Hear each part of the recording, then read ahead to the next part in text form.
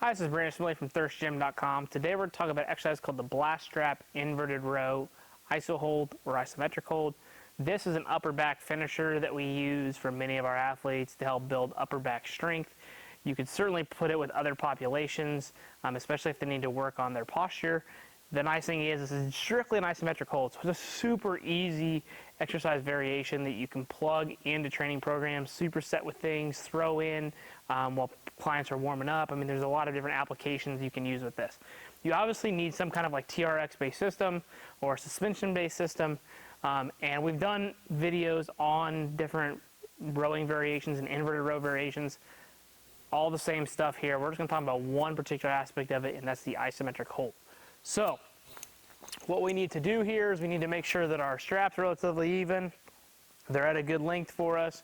And we're going to perform a standard inverted row. So my inverted row would just be here, right? All the way up, all the way down, chest stays tall, everything's good and neutral.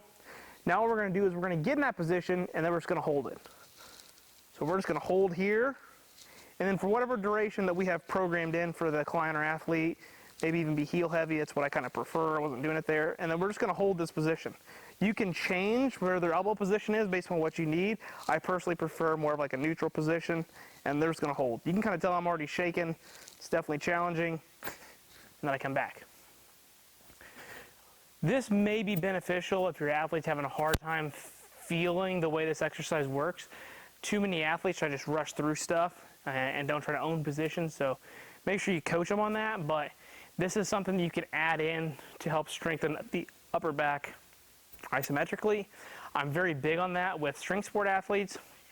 I don't think they do enough upper back isometric based work, because for a power lifter, that isometric position is where you're at, whether it's across your back, your shoulders are pulled back and down with your bench press, or they're in tight for your deadlift. Our athletes, however, don't really grasp that concept.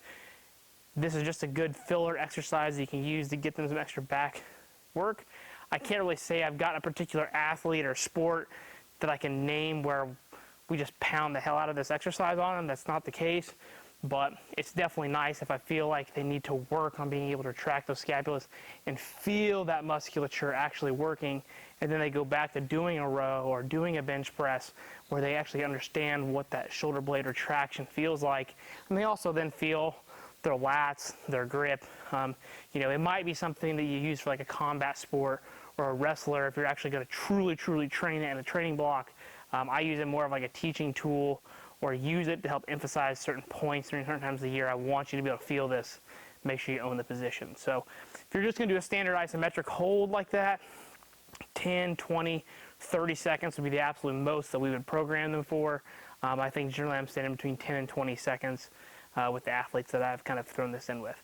So again, not a staple exercise by any means, nothing earth-shattering, but definitely something you may see benefit from in your training if you need some good upper back isometric strength. So if you got any questions, leave them in the comment section. Thanks. Have a great day.